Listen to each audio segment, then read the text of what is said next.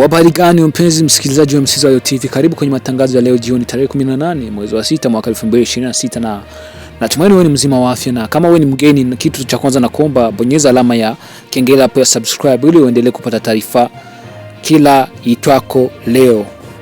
Na habari zetu tukianzia kwenye milima mirefu ya Minembwe ni kuwa habari kutoka eneo hilo zinasema kuwa mapigano haya yalianza alfajiri ya Ijumaa hii, ambapo mashambulizi yalianza maeneo ya Ruhinamavi kabla kuenea na kuwa makali zaidi katika maeneo mengi ya Lundu kwa Gakina, Lundu kwa Wibigori na kwa Uhimba, ambako kulikuwa na mapigano makali yaliyodumu kwa saa nyingi. Wakazi wa maeneo hao wanasema kuwa milio ya risasi nzito na nyepesi zilisikika tangu asubuhi na mapema, jambo lililowalazimu wengi kukimbilia maeneo yanayoonekana kuwa salama zaidi ili kuepuka kujikuta katikati ya pande mbili zinazopigana.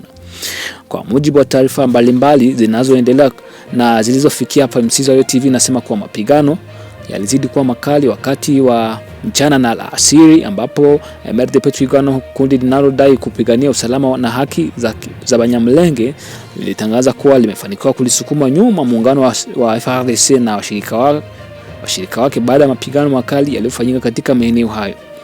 Taarifa kutoka kwa watu waliokuwa karibu na eneo la mapigano linaeleza kuwa baada ya kurudisha nyuma, baadhi ya wanajeshi wa FARDC pamoja na wapiganaji walioko wakishirikiana nao walianza kujiondoa kupitia eneo la Bidegu kabla ya kuvuka mto wa Luiko kuelekea maeneo ya Buchumbi na karibu na Poizero, ambako inadaiwa walielekea kujipanga upya baada ya mapigano hayo. Na hadi sasa hakuna idadi rasmi ya waliouawa au kujeruhiwa iliyotangazwa na pande zinazopigana. Hata hivyo, taarifa kutoka kwa wananchi na vyanzo vingine vilivyo karibu na eneo hilo vinathibitisha kuwa kulikuwa na mapambano makali kati ya pande hizo mbili zinazopigana.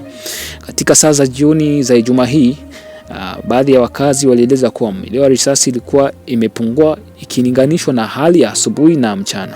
Hata hivyo, bado kulikuwa na milio michache ya risasi katika baadhi ya maeneo, taarifa ambazo bado zinathibitishwa na pande zote zinazoeleza kuwa huenda zilikuwa risasi zilizokuwa zikifyatuliwa na wanajeshi wa FARDC na washirika wao walipokuwa wakirudi nyuma kuelekea katika ngome nyingine.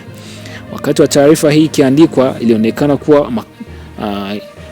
kuwa makali ya mapigano yalikuwa yamepungua, ingawa hali ya usalama bado ni tete katika eneo hilo, na wananchi wanaendelea kufuatilia kwa karibu maendeleo ya hali hiyo baada ya mapigano haya ambayo yameonyesha tena ukali wa vita vinavyoendelea kwa muda mrefu katika maeneo ya Fizi na Minembwe.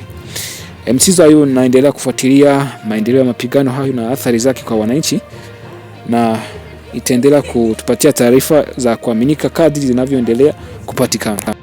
Na tukiingia mjini Uvira ni kuwa kijana mmoja afariki mjini Uvira baada ya madai ya kukataliwa kuongezewa damu. Kijana mmoja amefariki katika mtaa wa Kimanga katika manispa ya Kalundu mjini Uvira baada ya kulazwa hospitalini akiwa katika hali iliyohitaji, kwa mujibu wa vyanzo vya eneo hilo, kuongezewa damu kwa dharura. Vyanzo hivyo vinasema kuwa hatua hiyo haikuruhusiwa na familia yake kutokana na imani za kidini zinazohusiana na dhehebu ya mashahidi wa Yehova, ambao kwa kawaida hukataa kuongezewa damu. Mamlaka za afya bado hazijatoa taarifa rasmi kuhusu chanzo halisi cha kifo hicho wala maelezo ya jinsi matibabu yalivyotolewa. Tukio hili limefufua mjadala kuhusu uwiano kati ya imani za kidini na ridhaa ya wagonjwa na mahitaji ya kitabu katika hali ya dharura. Na hizi zilikuwa habari za Uvira hizo. Na tukiingia nchini Kenya ni kuwa MP wa Dagoretti North, watu wanaokaa huko Kenya wanamfahamu. MP wa Dagoretti North amesema kuwa atachukulia hatua kali dhidi ya wahamiaji. Sana sana alikuwa akilenga wa Burundi, akisema kuwa wa Burundi wamechukua kazi za wa Kenya, wa Burundi wamechukua nafasi za makazi ya wa Kenya. Yani wa Kenya walikuwa wakifanya mjengo, lakini sasa baada ya Warundi kukuja bila vibali, wamewa take over, wamechukua nafasi hizo na nafasi pia za security. Amezungumzia kuhusu nafasi za security na kadai kuwa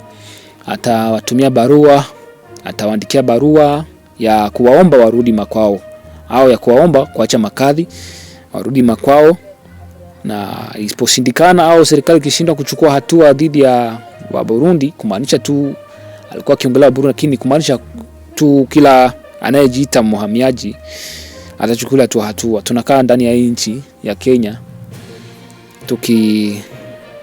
tukiishi kwa hofu na tahadhari kubwa, tusije yakatukuta yale ya South Africa, na amesema atachukulia hatua na ikishindikana wataandaa maandamano kubwa zaidi ya Warundi. Na tukirudi nchini Kongo, ni kuwa watu wengi wanajiuliza kwa nini Rais Felix Tshisekedi alitusi mtangulizi wake akimwita mbwa. Kwa maoni yangu au kwa jibu langu ni hii: wanafahamiana kwa muda mrefu. Rais wa zamani Joseph Kabila amekuwa kimya sana kwa muda mrefu, na kumbuka kuwa nyumba yake iliharibiwa na bado amekaa kimya. Amehukumiwa adhabu ya kifo na bado anaendelea kukaa kimya. Na wafuasi wake walikamatwa, wengine wakauawa, na bado akaendelea kukaa kimya. Sasa ni wajibu wa Joseph Kabila kuonyesha kwa wananchi wa Kongo kwamba yeye si mbwa. Kwa sababu akiendelea kukaa kimya mbele ya yote haya, anaweza kuthibitisha machoni mwa wananchi wa Kongo kuwa jina hilo la mbwa labda akawa ni mbwa. Nasema ni maoni tu ya watu, msini nuku bana. Felix Tshisekedi, rais wa Jamhuri ya Kidemokrasia ya Kongo, na Joseph Kabila aliyekuwa rais wa Jamhuri kipindi hiko, neno linalotoka kinywani mwa rais wa Jamhuri ya Kidemokrasia ya Kongo tayari lina uzito wa amri ya rais. Kwa hiyo Joseph Kabila anapaswa kufuta amri hiyo inayomwita mbwa, si kwa maneno bali kwa vitendo. Heshima na thamani kubwa kuliko fedha kweli. Kwa upande wangu, ndani ya maharakati ya article 64 tunalaani matusi hayo kwa sababu hayawakilishi mafanikio ya Felix Tshisekedi baada ya miaka 8 madarakani. Na Felix Tshisekedi anatumia mazingira ya kombe la dunia kugawanya wananchi wa Kongo, kupanda chuki miongoni mwa raia, na kwa njia hiyo kuficha ukabila wake, rushwa au dikteta, na kutokuwa na uwezo wake wa uongozi. Adui wetu mkubwa ni adui wetu sisi wa Kongomani, na adui wetu mkubwa sana ni huyu Chilombo na hawa na siasa na gouvernement yake. Ili nchi iweze kusimama tena, ni lazima wote waondolewe kwa maslahi ya juu ya wananchi wa Kongo wote. Na niwashukuru ndugu zangu kwa chatushi hapa kwa habari za jioni, na tutaendelea habari nyingine siku ya kesho majaliwa. Natumaini kuwa mnaendelea vizuri, na naendelea kushukuru kwa support yenu. Endelea kusubscribe ili channel yetu ifike mbali na habari zetu zinafikia kwa muda sahihi na wakati sahihi.